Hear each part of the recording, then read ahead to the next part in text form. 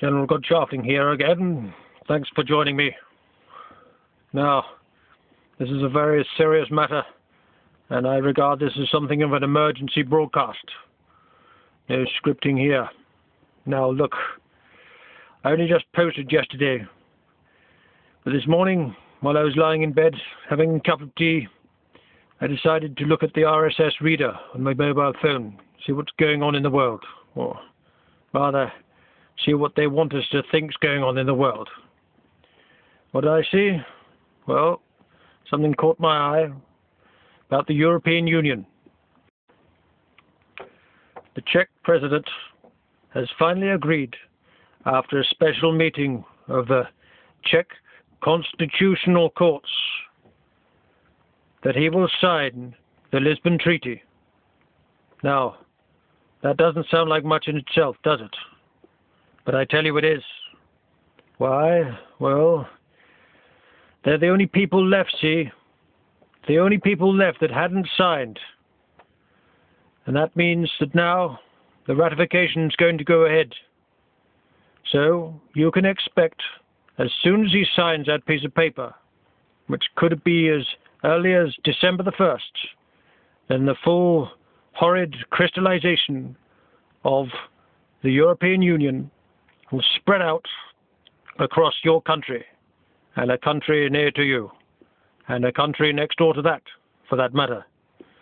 Now, why is that so important? Well, I'll tell you why. Where do you live, eh? I thought I lived in England.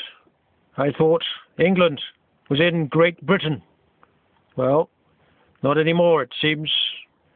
See, under the European Union, once ratified, all will be is just one of the regions, just one of the provinces. How's about that? England, a province of Europe. Not only that, but from my secure bunker location in the West Country of England, I learn that this is just going to be called Area K. Devon, Cornwall, Somerset, the southwest of England, that is. Area K in the European Union. How does that sound? Quite catchy, really, isn't it? Well, I don't think so. Anyhow, one of the more important factors in all of this is that the European Commission will now have the right, that's right, the right to close down our Parliament, close down Westminster. So, when it closes at the end of its 5-year session on May the 5th, 2010, they'll have to ask to reopen it again.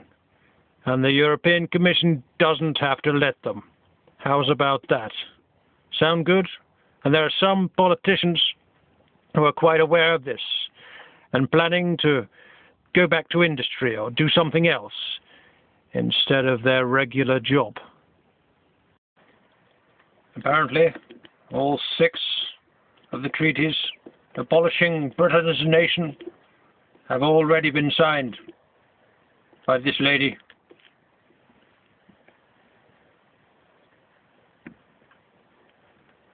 What the hell's going on? Anyhow, I hope this has been some use to you. I'll give you a couple of references. I suggest you look up a chap here on YouTube called David Noakes. Now, David Noakes, he's got a website, EU Truth, EU Truth, eutruth.org.co.uk, something like that. Just type in EU Truth into Google and you'll find it for sure.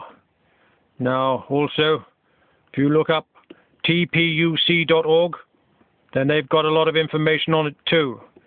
In fact, it was from that fine site, construed by John Harris, Freeman of England, the People's United Community.org. You follow the links there about Europe and you'll see what's going on. You won't see much of this in the main news, I can tell you. They're not going to tell you how hard you're going to get shafted. Still, you learn to look after yourself, and I hope my message finds you well. This is Goodshafting. Thanks for listening.